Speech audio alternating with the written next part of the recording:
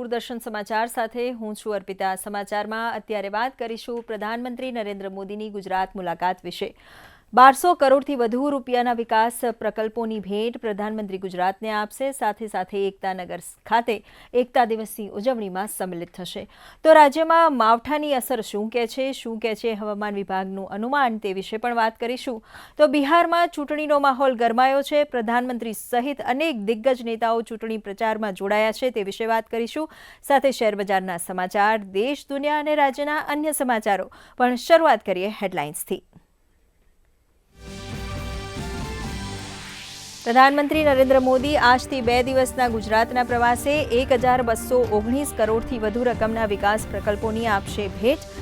આઝાદી સમયે રાજવીઓના યોગદાનને ઉજાગર કરતા મ્યુઝિયમનું કરશે ખાતમુહૂર્ત। તો ભગવાન બિરસા મુંડાના નવા ભવનનો કરાવશે શુભારંભ।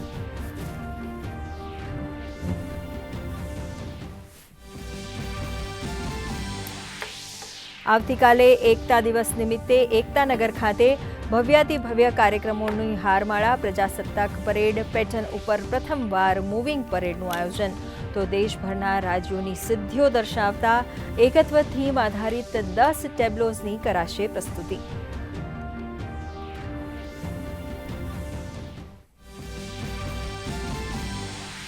એકતા દિવસ નિમિત્તે રાજ્યભરમાં એકતા દોડનું આયોજન। વડોદરા ખાતે એકતા દોડમાં રમતવીરો સહિત શહેરના અગ્રણીઓ લેશે ભાગ।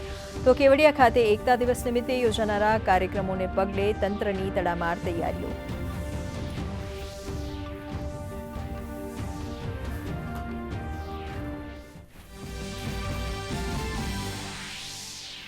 રાજ્યમાં માવઠાનો માહોલ રહેશે યથાવત। આગામી 3 દિવસ સૌરાષ્ટ્ર અને દક્ષિણ ગુજરાતમાં ભારે વરસાદનું હવામાન વિભાગનું પૂર્વાનુમાન।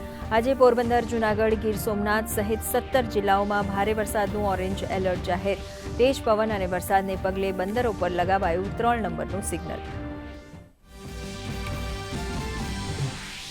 રાજ્યમાં કમોસમી વરસાદનો કેર। ભાવનગરના મહુવામાં સૌથી વધુ 3 ઇંચ, તો તળાજામાં 2 ઇંચથી વધુ વરસાદ। શેત્રુંજી ડેમના 5 દરવાજા ખોલાતા તળાજા અને પાલીતાણા પંથકના 17 ગામોને કરાયા સાવચેત।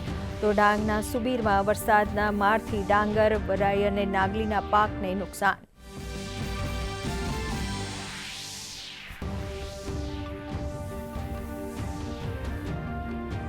બિહારના મુઝફ્ફરનગરથી પ્રધાનમંત્રી મોદીનો હુંકાર। કહ્યું, બિહારમાં ફરી બનશે સુશાસનની સરકાર।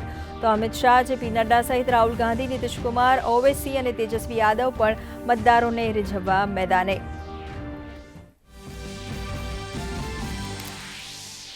વિદેશી રોકાણોની વેચવાલીને પગલે ભારતીય શેરબજાર ઘટાડા સાથે બંધ। સેન્સેક્સ 593 અંક સરકતા 84,404ના સ્તરે બંધ। નિફ્ટી 176 અંક ઘટીને 25,800ની નજીક બંધ। બેન્કિંગ, ફાઇનાન્શિયલ અને ફાર્મા શેરોમાં વેચવાલી। ડોલર સામે રૂપિયો 50 પૈસા નરમ।